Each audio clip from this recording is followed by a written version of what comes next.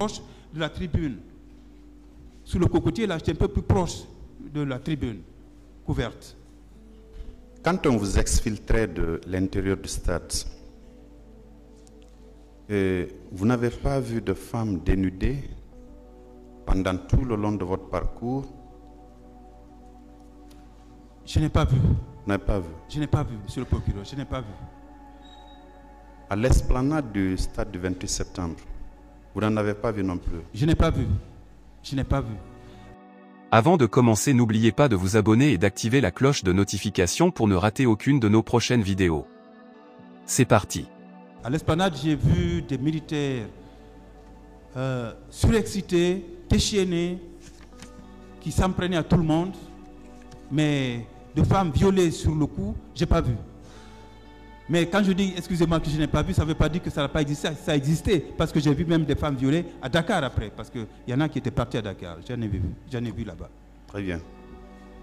Alors, puisque vous étiez plus ou moins une personne connue, j'imagine que beaucoup de citoyens, ou tout au moins des personnes, avaient votre numéro de téléphone. Oui. Est-ce qu'il y en a qui s'étaient confiés à vous, bien que vous étiez en clandestinité, vous aviez cessé de votre service habituel à la BBC? Est-ce que vous avez reçu des appels vous indiquant qu'il y avait des citoyens qui étaient partis au stade du 28 septembre, donc qu'on ne retrouvait pas? Des gens se sont confiés à vous? Oui, beaucoup. J'ai eu beaucoup d'appels. J'ai eu beaucoup d'appels de ce genre. Des gens en situation, des gens qui se lamentaient en pleurs.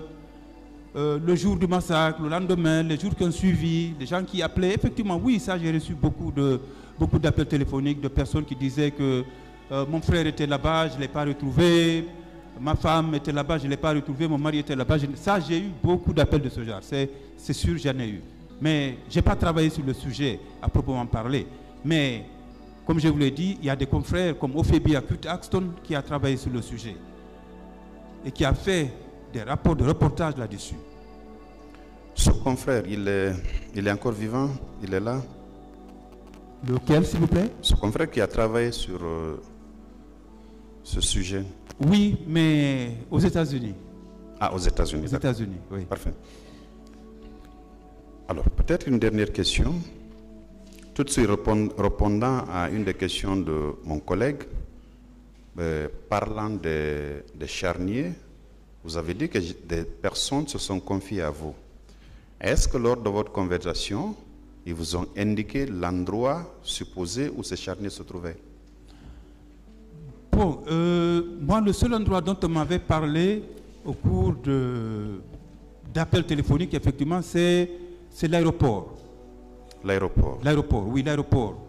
D'accord. Oui, derrière l'aéroport, j'ai reçu des appels de gens qui disaient que des camions avaient quitté la morgue de Donka et s'étaient dirigés vers l'aéroport. Ça, oui, j'ai eu ces appels-là. Vous pouvez être plus explicite sur l'endroit, si vous en connaissez bien sûr? Non, je ne connais pas. On m'a dit derrière l'aéroport. Derrière l'aéroport? Oui, derrière l'aéroport. On m'a dit que des camions de militaires, des militaires ont pris des corps au niveau du stade et au niveau de l'hôpital Donka et que ces camions ont été vus en train de se diriger vers l'aéroport. Mais ce que j'ai cru comprendre, c'est précisément derrière l'aéroport. Derrière l'aéroport. Par hasard, c'est pas le nouveau quartier qu'on appelle Faban par hasard? C'est ce quartier-là. C'est bien ce quartier? C'est bien ce quartier. D'accord. Oui. Merci, M. Diallo, pour cet acte civique. Merci. Merci beaucoup, M. le procureur. La défense.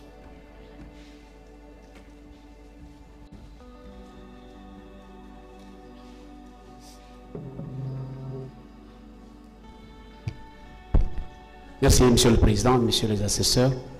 Monsieur Amadou Diallo. Oui, maître. Vous êtes un journaliste de la BBC, à l'époque, en 2009. Et tout le monde connaît que la BBC, c'est une grande radio mondiale, fiable, dont ces informations sont vérifiables, oui ou non? Oui, maître. Bien. Tout à l'heure, à la question de monsieur le procureur d'ici, et vous demandant sur la situation des hôpitaux, vous avez dit que ces hôpitaux étaient débordés et qu'il y avait manque de médicaments. Ma question est de savoir, est-ce que vous avez reçu cette information de sources vérifiables ou bien vous-même en personne, vous avez fait un reportage sur ça? Merci beaucoup, maître. Vous avez raison de dire que la BBC, c'est un média crédible. Oui, la BBC, c'est un média très, très crédible même. J'ajoute très crédible. Pendant 13 ans que j'ai couvert pour la BBC l'actualité politique guinéenne, assez violente, assez brûlante. La BBC n'a jamais été démentie.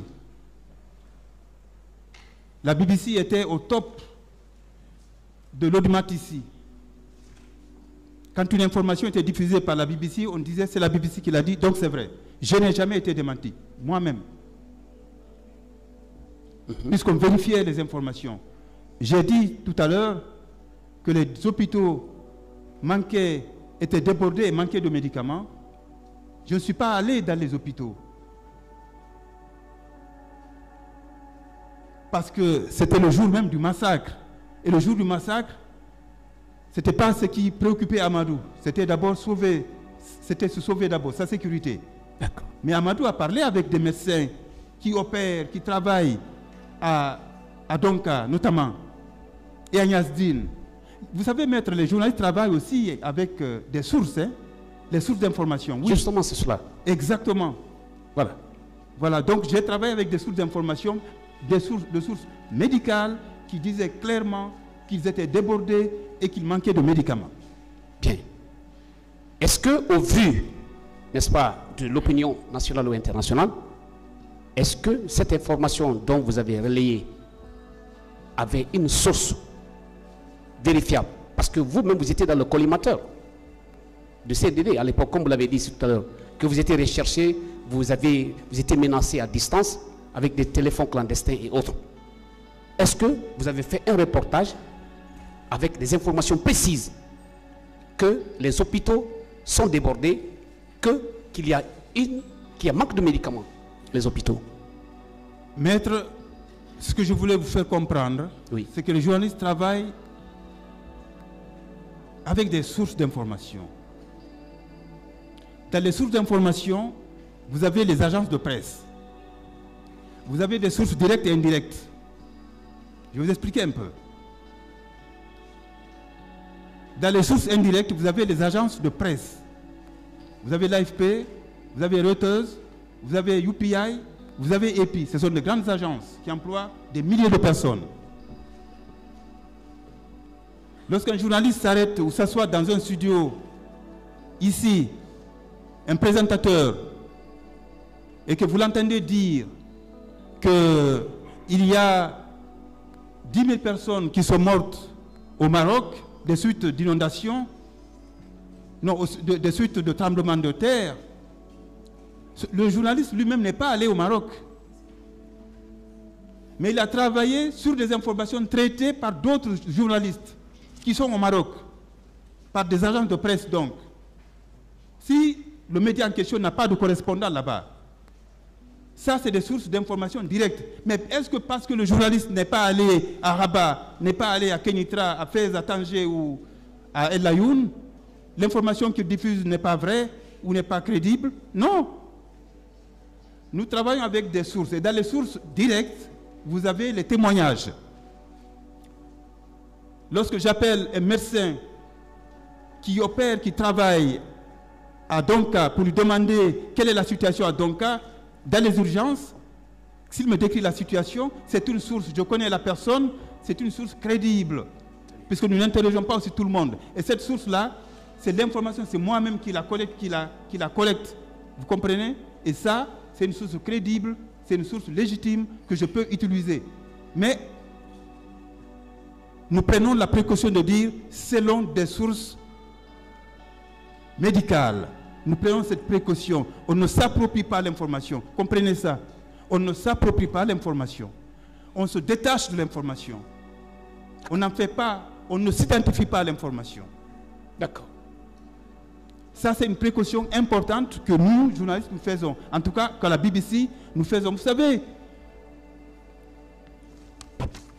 ce n'est pas à vous, maître, que je vais distingués avocats, ce n'est pas à vous que je vais apprendre, que je vais dire, c'est pas à vous que je vais dire que peut-être même les avocats, cette distance vis-à-vis de l'information, et pour vous, je dis cette distance vis-à-vis de vos clients, ce n'est pas à vous que je vais, des professionnels, des praticiens du droit, depuis de ce n'est pas à vous que je vais apprendre que, oui, que peut-être vous-même, vous devez prendre un peu de distance vis-à-vis de vos clients. Non, je sais que vous le savez. Laissez-moi vous rapporter une petite histoire à ce niveau. Oui. Un de vos collègues, qui est guinéen, qui est inscrit au barreau de Paris, il m'a dit, il était à ses débuts et il avait défendu quelqu'un qui était accusé de viol. Il avait défendu becs et ongles. Parce que le détenu ou le prévenu ou l'accusé lui avait assuré qu'il n'était pas l'auteur du viol. Il a défendu. Il était à ses débuts. À la fin du procès, il écope de 2 ans de prison ferme. Et votre confrère, il dit à l'accusé qui vient d'être condamné, il dit je vais interjeter appel. Et l'accusé lui dit non. Le condamné maintenant lui dit non, c'est pas la peine. Il dit mais pourquoi? Il dit oui, parce que je suis l'auteur du viol. Et depuis ce jour, m'a dit cet avocat, il a pris une distance vis-à-vis de ses clients. Il n'a jamais plus accepté de s'identifier à son client. Alors l'identification, nous journalistes aussi, nous le faisons. Et les Canadiens appellent ça l'assaise si vous voulez, de distanciation. Vous prenez cette distance. Excusez-moi d'avoir été un peu plus long. Et pourtant, ce confrère, il a fait son travail, sauf qu'il n'avait pas une obligation de résultat. Donc, je passe. Alors, lorsque vous faites état des hôpitaux, vous mettez en évidence les 2 hôpitaux nationaux, non? Donc, à Ignace Dine. Donc, à Ignace Dine, oui. Oh, est-ce que vous savez, vous, en votre qualité de journaliste à l'époque, qu'il y avait une vingtaine de structures sanitaires qui ont été mises en place à contribution pour la réception des blessés et des corps? Maître, dans mes reportages que je détiens encore, oui, j'ai dit les hôpitaux débordés manquent de médicaments. Les hôpitaux débordés manquent de médicaments et de comment ça s'appelle? Les hôpitaux débordés manquent de médicaments. D'accord. Les hôpitaux, quand on parle ici d'hôpitaux, pour la Guinée, à l'époque, c'était Ignace Dine et Donka. C'était pas le CMC de Ratoma, c'était pas le Flamboyant. Non, c'est Donka Ignace Dine. Et la grande masse des personnes victimes de ces violences ont été acheminées directement par la Croix-Rouge vers ces hôpitaux-là, et non vers les centres de santé. Oh, d'accord. Je reviendrai après cela, mais ce que je voudrais savoir, M. Diallo, oui, en ce qui concerne les structures sanitaires qui étaient mises en place ce jour-là, il y en avait 23. Vous donnez l'information selon laquelle que ces hôpitaux étaient en manque de médicaments, sans se déplacer, sans avoir un reportage strict là-dessus. Non, maître, vous savez, il y a un auteur français qui dit je ne sais pas l'art. Je voudrais